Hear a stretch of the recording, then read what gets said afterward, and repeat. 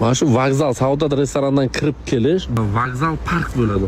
Mana shu o'ng qo'limizda 6 qavatlik Novostroykani hozir 2-qavatda joylashgan.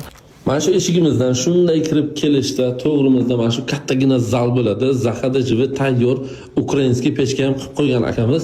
Trezasi bor, gap bo'lishi mumkin emas. Pollari polni parket qilingan, mebel qo'ygan, lustra qo'ygan, yangi remont qilgan, hali hech kim yashamagan. Eng qizig'i Novostroyka 2-qavat zolotoy etaj, bilasizlar, vokzal territoriyasida zolotoy etaj juda ham topish qiyin bo'ladi. Mana shu kuxunnisi bo'ladi.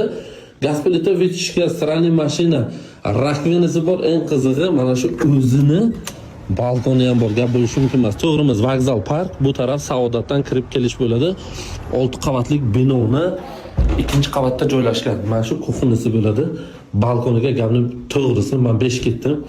Kechqurunga mana shu yerga chiqib o'tirishga asha eng maza qiladigan joyi. Mana shu Prixoshkadan kirib kelish.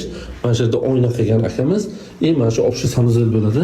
Kafel, ariston, unitas, hammasi chotki. Kimga mana shu xona qiziq bo'lsa, narxi 40 ming, yana ozgina savdosi bor. Pastda nomer qoldiraman. Srochna aloqaga chiqinglar. Kaliti o'zimda olib keltirib ko'rsataman.